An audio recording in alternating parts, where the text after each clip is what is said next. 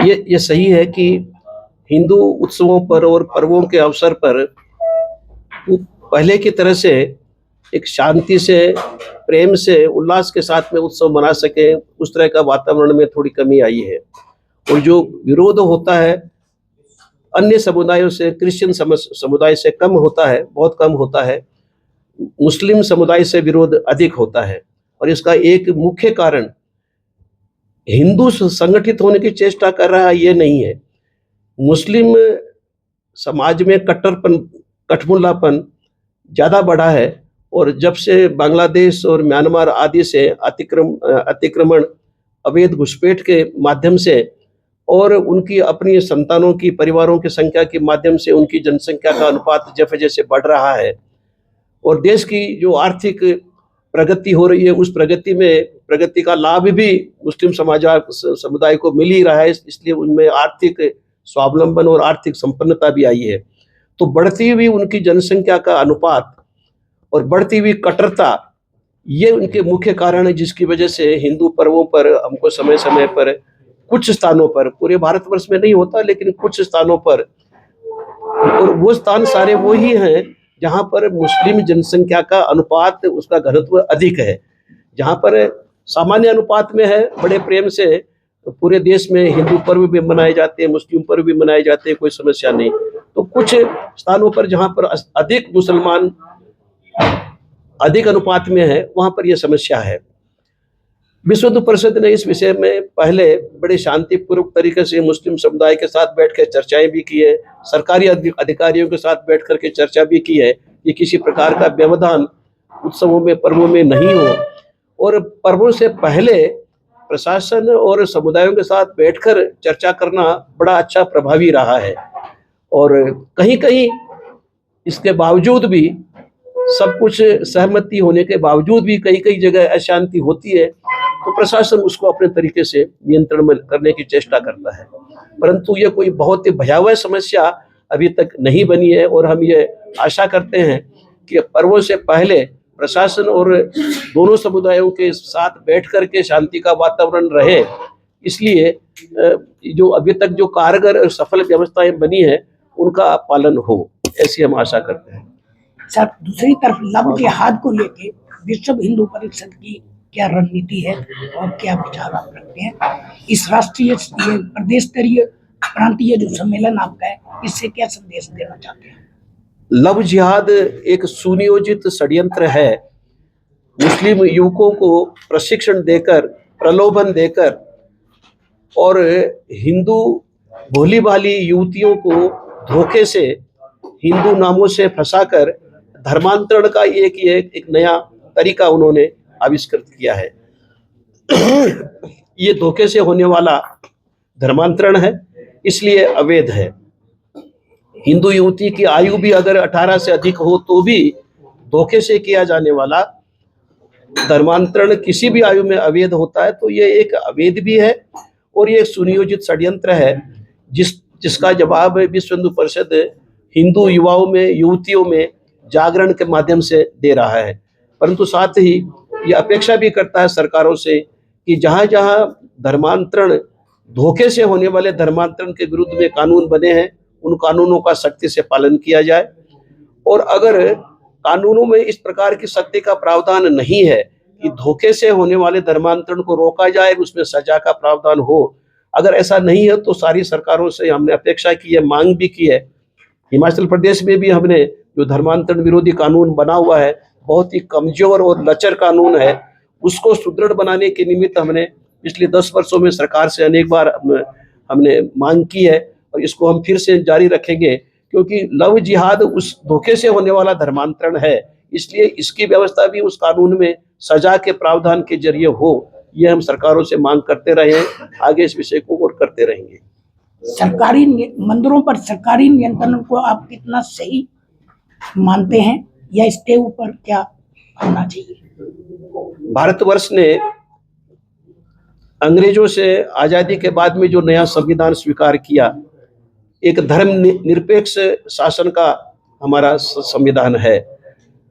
तो सरकार से यह अपेक्षा होती है कि सरकार किसी भी धार्मिक या समुदाय के पूजा उपासना में उनके धार्मिक कार्यों में किसी भी प्रकार का हस्तक्षेप भी नहीं करे, किसी भी प्रकार के प्रति समर्थन या विरोध की नीति नहीं रखे।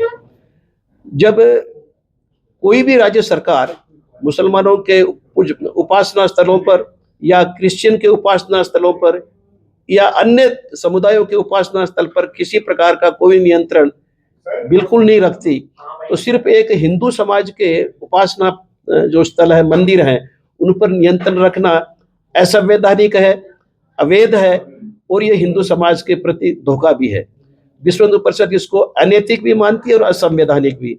हमने मांग की है सारी राज्य सरकारों से कि वो जिन कानूनों के तहत उनको ये व्यवस्था दी गई है उनको रिपील करके सारे हिंदू मंदिर हिंदू समाज को सौंप दें, जिससे सारे हिंदू मंदिरों का नियंत्रण, प्रबंधन और उनकी संपत्ति और धन का उपयोग हिंदू समाज के हित में हिंदू समाज स्वयं करे।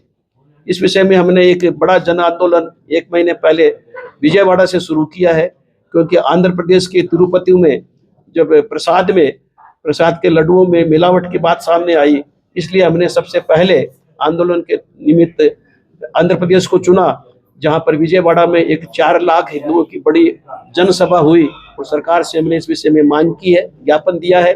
और अब ये अभियान पूरे भारत में जिन जिन राज्यों में राज्य सरकारों का मंदिरों पर नियंत्रण है उन सब में चलेगा। किसी भी सरकार का हिंदू मंदिरों की संपत्ति या धन को सरकार के लिए यूज करना, सरकार के लिए प्रयोग करना असंवैधानिक है, आपराधिक है, अनैतिक तो है ही है। हिंदू समाज के मंदिरों में जो धन आया है वो सारा हिंदू समाज के भक्तों ने, मंदिरों के भक्तों ने चढ़ावे के रूप में, दान के रूप में दिया है। मंदिरों के लिए दिया है, हिंदू समाज के लिए दिया है, हिंदू संस्कारों के लिए बढ़ाने के लिए दिया है। सरकारी योजनाओं के लिए वो धन नहीं दिया गया है।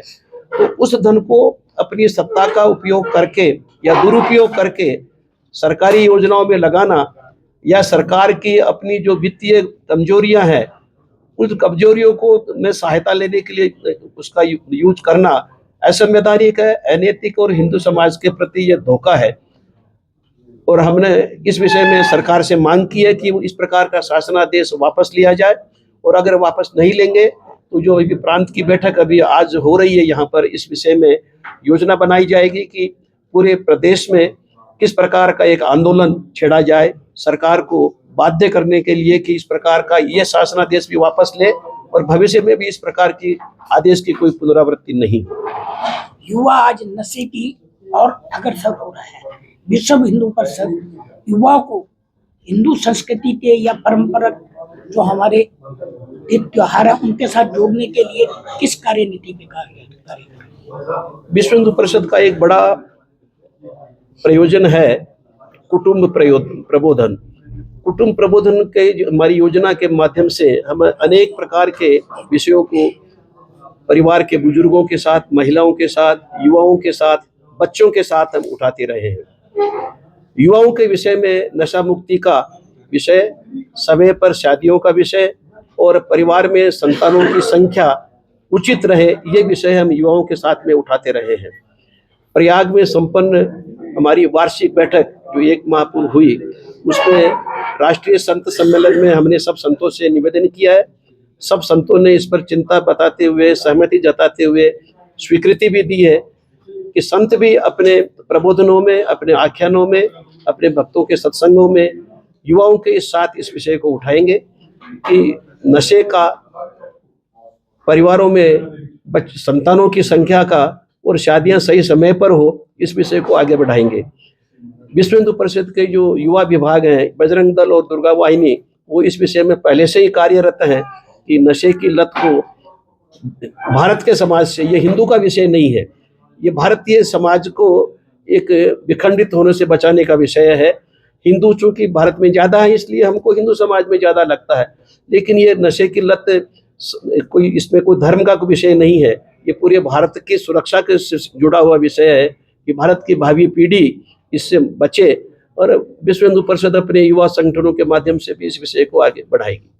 सर, OTT प्लेटफॉर्म पे आजकल जो है बुहड़बाजी जो है ज़्यादा दिखाई जाती है, अश्लील चीज़ें जो है वह परोसी जाती है, उस पर विश्व हिंदू परिषद का क्या स्टैंड रहेगा? हमने समय समय पर भारत सरकार से मांग की है कि ब्रॉडकास्टिंग के जो नियम है उन नियमों के तहत ओटीटी को भी उसके नियंत्रण में लाया जाए और ओटीटी को नियंत्रण में लाकर किसी भी प्रकार की अश्लीलता, समाज विरोधी, परंपरा विरोधी, धर्म विरोधी या राष्ट्र विरोधी किसी भी प्रकार के कंटेंट पर अनुशासन लगाया जाए, हटाया जाए और उसको आपराधिक बनाया जाए ताकि इस पर कंटेंट पर भी कंट्रोल, नियंत्रण हो सके। अभी तक सरकारों ने इस विषय में कई प्रकार की चर्चाएं की है, हमारी बैठकें भी हुई है। एक हमने ड्राफ्ट में रेगुलेशन भी बना के दिया था, अभी तक कोई रेगुलेशन जारी नहीं हुआ है, लेकिन हम उम्मीद करते हैं कि बढ़ती हुई समस्या को देखते हुए सरकार शीघ्र ही इस विषय में कुछ नियमन की व्यवस्था करेगी। क्योंकि भारत देश में गाय को गौ माता कहा जाता है, लेकिन आज की अगर बात की जाए तो सड़कों पर गाय जो है, पशु जो है आवारा देखे जाते हैं। कई ऐसे मामले ऐसे देखे जिसमें ट्रकों में, गाड़ियों में जो है गौ माता को जो है भरकर ले जाया जाता है। कहीं ना कहीं सरकार ने अभी तक इस पर कोई कठोर जो है कोई निर्णय नहीं लिया है और कोई ऐसा कोई कानून उस पर नहीं बनाया। क्या कहना चाहिए? कई राज्यों में गो हत्या निरोधक कानून हैं। गायों के बेचने, खरीदने पर और गायों के परिवहन पर नियम बने हुए हैं और उन नियमों का उल्लंघन होने पर पुलिस से कार्रवाई अपेक्षित है। पुलिस चूंकि कई बार कार्रवाई नहीं करती, इसलिए उस कमी को दूर हमारा बजरंग दल करता है, लेकिन ये पूरे देश में संभव नहीं है और ये कानून भी सारे राज्यों में अभी तक नहीं बन पाए हैं। तो विश्व हिंदू परिषद ने मांग की है कि केंद्रीय कानून बने, गो हत्या निरोधक एक प्रभावी कानून बने और केंद्रीय कानून बने, ताकि जिन राज्यों में या तो कानून कमजोर है और अनेक राज्यों में कानून है ही नहीं, उन पर भी ये व्यवस्था लागू हो सके। कानून के साथ साथ में हम हिंदू समाजकार किसानों का प्रबोधन की भी हमारी योजनाएं साथ में चलती है। गाय अपना खर्च वहन करने में सक्षम है। इस विषय को, इस अनुसंधान के लाभ को, परिणाम को हम किसानों में और घर घर में उतारना चाहते हैं ताकि गाय घर के बाहर नहीं जाए। गौशालाएं चलती है, लेकिन गौशालाओं की एक सीमा है। पूरे गौवंश की रक्षा गौशाला में नहीं हो सकती, वो किसान के खूंटे पर रहेगी तभी गाय की रक्षा होगी। इसलिए हम किसानों का अनुसंधान पर आधारित एक प्रबोधन की भी हमारी योजनाएं हैं ताकि गाय किसान रखे और गौमूत्र और गोबर का उपयोग करके आमदनी से वो गाय का खर्च निकाल सके। इस विषय में हमारी बहुत सारी योजनाएं काम कर रही हैं।